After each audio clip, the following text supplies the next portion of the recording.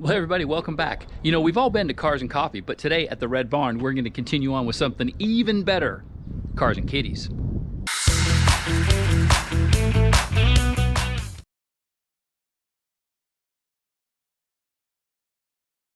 Okay, here we go. It's Kitty Cam. There's Mama Juju. Mama Juju. Hi, Juju. Hi, Mama. Hi, Mama Juju. Hi. Oh, look at that. Oh, hello. Hi. How's the little ones? Let's go see the little ones. There they are. Oh, it's maniacal kitties. So, last... What are you doing, Tottie's doing somersaults.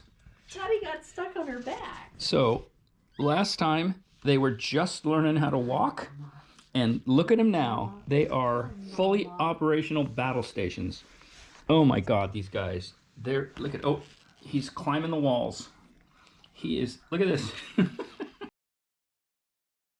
Every day is so much different.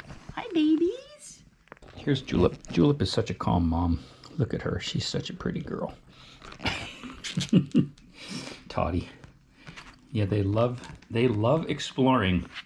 So this time is actually a really important time for them because what they learn now and what they're exposed to socially impacts their personalities. So I come out every day and I'm picking them up and holding them and touching their ears and their paws to get them used to that. Yep. So when they go for their vet visits, yeah, and when people pick them up, they don't mind it. They're not afraid of it. Make it a little easier in the future for nail trims. Uh-oh, they're coming out. Look at this boy. He wants out. Here goes Vesper. Vesper has gotten a lot more bold. Vesper. Oh. Dude. Now what are you going to do? I'm going to zip it back up. Are you? Before he escapes. Look at him. He doesn't know what to do either. He's like, I've never been up this high. I think I'll go back down. Everything is constant chewing.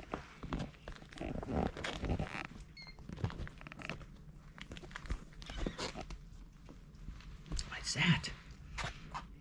Oh, so they're 4 weeks old today. Oh, 1 month. Everybody's over a pound by a lot. So here's just an interesting little thought, and I don't know exactly what Mama Julep weighs, but if she's a small cat, she may be like 9 pounds, and if these guys are coming up on 1.5 pounds each, that's some interesting math since Mom is the one who sustains their calorie intake. Right. A regular cat will eat 1 5-ounce can of food a day. She's eating 3. Yep. She is hungry all the time. She's eating for 5. And then this is the other thing that's been fun to watch is they are little heat seekers. And so they love climbing up on people. Hi. Here we go. Hi, oh my goodness. It's almost a kitty puddle about to happen. Hi. And they're good for about 15-20 minutes of this. Oops. Oh, faceplant. Aw. Look at her go. Did you fall down? You can see them learning how their bodies work. It's really cool. And even at this young age, the personalities are coming out. These guys are roustabouts, and Vespi just likes to cruise around, kind of calmly by herself exploring. And the boys are being boys over here. Arr, biting each other. Little game of bitey face and running around.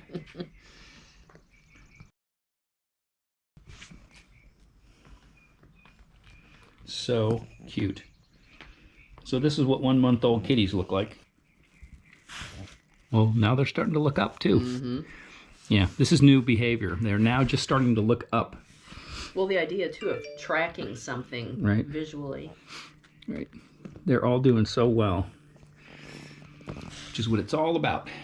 Getting some healthy kitties ready for adoption. Okay. Back to the car stuff.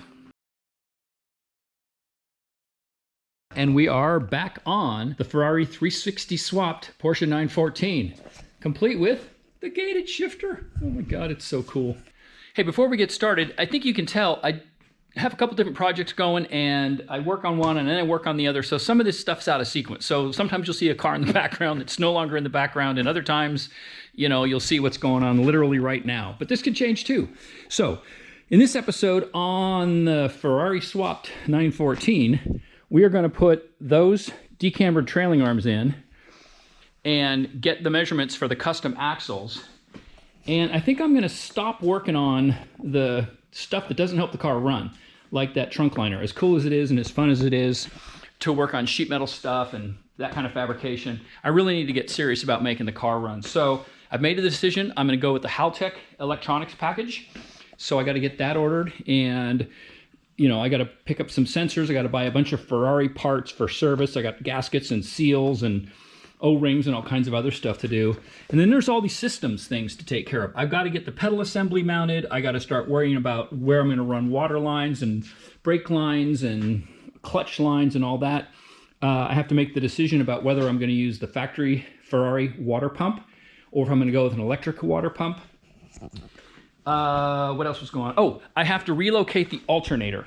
I think you might remember me talking about the fact that the shifter cables for that awesome gated shifter run right where the alternator used to be. So I've got to figure out a mount. I got to figure out what belt length I need. I got to figure out a tensioning system. So looking forward to that.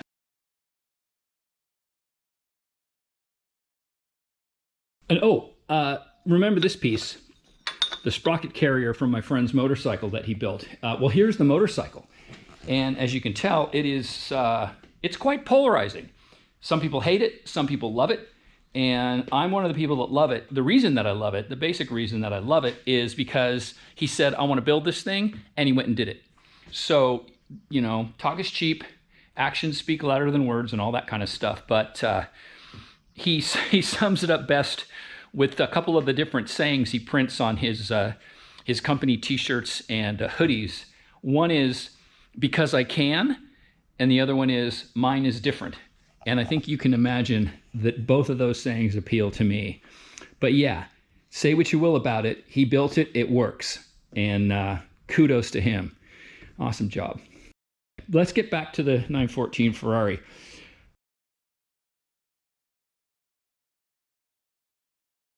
You remember that we have this this clearance issue, too much slop in the pivot axle. So let's go ahead and take care of that first.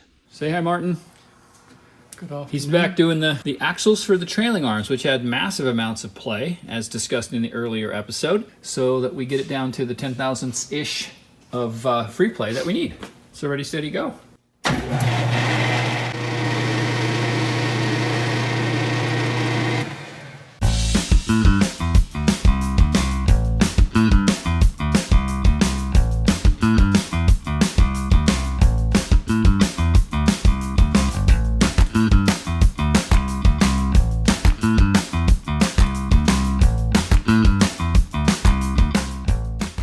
And as you can see, that goes pretty quick. But now the arm is in, and well, you can't tell because I haven't cranked this thing down yet. But remember the earlier episode where that thing was sliding back and forth. That's all been clearanced, as you saw. And now we have the correct amount of, I could take that reminder off. So now we've got the correct amount of play, thrust movement on that arm.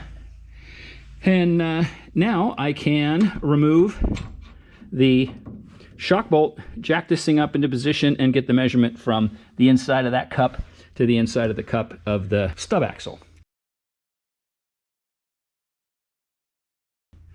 Now, one other thing I noticed, and you can learn right along with me, is look at the depth of this cup, right? It's, you know, not quite to my first knuckle. And as I was starting to work on the car, I came over here and I thought, look at the depth of this cup. It's like way, way deeper.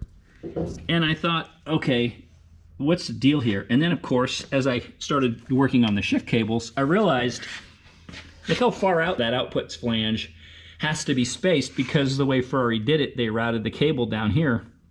And so this has got to be stepped out that far to clear, whereas this side, nothing. So I think that's a shorter axle. But we're going to have to, once we get the measurements, we'll know for sure. But, you know, it's always something, right? So now, let me get these axles measured up.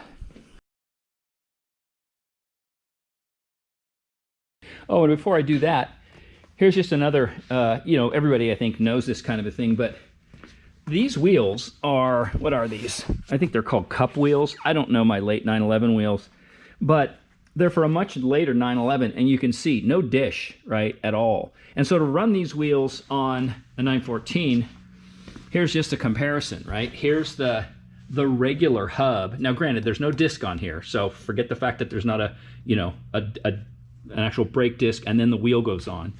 But look at this compared to this. Spacer plate, big honking spacer to get it to the point where that kind of an offset wheel can go on the car. I am not a fan of spacers. I don't know. You know, sometimes they're necessary. Depends on the offset wheel you're running. But, you know, there's a lug nut, then there's going to be another lug nut, and there's that stud, and there's already more studs, and there's all this extra weight. It's not horrible, but, and you see this a lot. A lot of guys run big honking spacers on their cars. I prefer getting a wheel that has the right offset and the correct dish. I still haven't picked out wheels for this, but I'm leaning towards these, Group 4. This kind of style was used on Lancia and on some Ferraris, and they make a Porsche bolt pattern, and they make a 7 and 8, and I will probably have to run some spacers, but nothing like this. So we'll see when we get there. But anyway, just another little tech thing. And to get the axle measurement, I went ahead and stuffed the wheel back on there and just got it into a position where I can get a straight shot, shortest distance measurement between the output flange and the stub axle. And it's nice to, you know, kind of correlate back. I measured the shock length in that position, which to me, I'm like, oh, the wheel's never going to go that high. But it turns out that that's about, it's still got clearance. It can still go up, and there's about a 3-inch, difference in the height of this and the height of the bottom of the car. And so it's all kind of coming together, right? The measurements are telling me things fit. The measurements are telling me ground clearances are okay. So yay, that's pretty good. And now I'll go ahead and get that distance, and on this side, do the same thing on the other side. We'll know if we have different length axles that are needed, and we'll get that information down to McKinsey's Off-Road, and they will build me some custom length axles for this thing, which will be very exciting. So now both decambered trailing arms are on, and I've got just a straight edge, part of the fixturing table kit that I've secured, if you want to call it that, with a couple of the axle bolts. And that gives me a location to measure to, so I don't have to worry about trying to get, you know, some bizarre bent tape measure reading. So I'm going to the base of that cup with a big fat tape, so that sort of approximates the end bit of the axle. And I come up with 17 and an 1/8 to that outside edge. I'll move around over here. And I'm going to do the same thing on this side. And I get, it's kind of weird because there's actually a kind of a large hole in here, so I'm kind of splitting the difference. Let me see. Actually, let's rotate this thing back a little bit so I can get a deeper, there we go. You can see what happens is I can actually stick it into the trans a little bit inside that hub, inside the flange rather. And I don't want to do that. I want to measure to the base of the cup, which is like right there. And that is an 1 inch and 5/8. So that is 18 and 6/8, or 18 and 3/4 inches. And that's the dimension I send to the axle guys. And then there's a rule that they go by of how much they deduct off of that, so that there's always a little bit of slop in the axle in the CVs. So you're never ever running out of travel within the CVs with the axle moving back and forth. So it's 18 and 3/4 inches. So that's all great. Now I know, you know, just jacked everything up into straight lineness. one of the things I had mentioned is, you know, are these the same length axles? You know, because everything's asymmetrical on the trans. And, you know, silly me, I went online and looked up the Ferrari part number for the axle, and there's only one part number. So they should be exactly the same. And unfortunately, this transaxle is not necessarily dead center. It's not dead center relative to those trailing arms. And the reason for that is when we built this, we had to try to figure out where the center of the chassis was. And these cars are, you know, they're not symmetrical. They just aren't. I mean, there's guys who know 914s, another little tech tip. One of the popular things to do on these cars is to try to run 7-inch wheels underneath the narrow body cars. And some cars can, and some cars can't. And my LS car, in fact, I tried to run 7s on it before I flared it. And I got to, one would fit, 7 would fit on one side, but it rubbed on the other side. So the cars aren't symmetrical. And the fact of the matter is, this side is longer by 1/16 of an inch. So relatively speaking, it's close enough for rock and roll. And I'm happy with, I'm actually fine with that, because a 1/16 isn't going to matter in terms of axle length, given that there has to be float anyway, and there's extra float, blah, blah, blah. So there you go. I can now order my custom axles. And before I ordered the custom axles, I thought I would remind myself that I had those 911 axles, and what do you think the odds are that they would be the right size?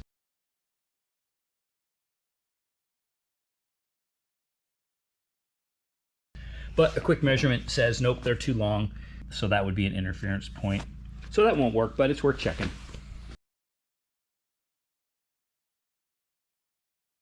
Well, what is all this about? What's a magnetic-based dial indicator doing at the back of our super cool decambered trailing arms? Well, I'll tell you, what happened was, went to put the disc on, and put the disc on, and I'm not going to do it again, because why bother? I can just tell you. See that mark right there? The disc was doing this horrible wobble.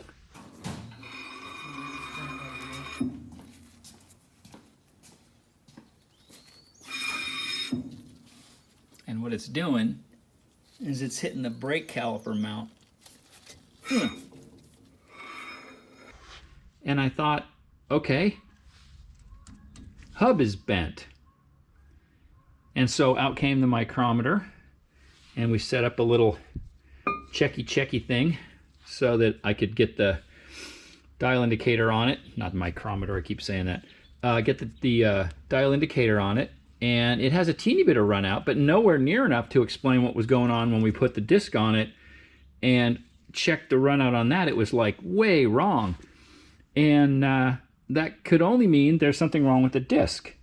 So we checked the disc on another setup, on the old setup, and it's fine. Which means there has to be something wrong with the interface between the disc and this hub. And I started looking closely, and sure enough, I don't know if that's going to come through for you, but if you look at that, when this stud got pushed in, it pushed up a little bit of the corner of that. And we've been after it with a file. I say we, Martin's here. And we knocked that down a little bit. So yeah, it was quite frustrating. And before we started filing this and noticed it, it was all the same color. So it's like, what's going on here? And you know, Chris, the guy I got these from, these were on his race car. And it's like, well, there's no way he was driving around with this thing wobbling and obviously interfering with a mount. So the only thing we can figure is, you know, he must have had, you know, it's the plus or minus world, right? His rotor had enough clearance that that burr was not a problem. And so, you know, it's like you hear me saying, these projects, there's always something, and you just got to chip away at it until you figure out what it is. So we'll get that burr knocked down, and we should have everything squared away on this side. And there it is, all back together, burr knocked down, issue resolved. So one less thing on the to-do list, and big surprise, had the same issue on one of the studs on this side. That's 20 plus. So not quite as bad, but needed addressing, so it got addressed. So this is all squared away, trailing arms are on, got the rotors in there, so now we have the actual spacing for this wheel setup. And the reason that's important, even though I'm not going to run those wheels, is these are 8s. And I want to make sure that I like the way they look on the car, 8s that is. What I didn't mention about those Group 4 wheels is their 7 and 8 inch wheels for the Porsches are the same offset as the Porsche Fuchs 7 and 8s. So I know that whatever setup, spacer-wise, etc., the Fuchs 7 and 8s take, those Group 4 wheels will take as well. And I really like the look. My LS car steers a little heavy with the 225s in the front, so going with a 205 on a 7 and a 225 on an 8, I think will make the car drive a little nicer. And, you know, this motor, 275 pound-feet of torque-ish. The LS is 464, mine dynoed at. So way less torque, way less of a chance of, you know, torque-induced wheel spin. So I'm good with that. I am good with the 225s in the rears with this car. And I think that's going to do it for this episode. We got some kitty action. We got some problems resolved. We're making some progress on the car. So I'm good with all that. So everybody take care till next time. Hope you're subscribing if you haven't. Please leave a comment, leave a question. I really appreciate it. And we'll talk to y'all again real soon. Bye-bye.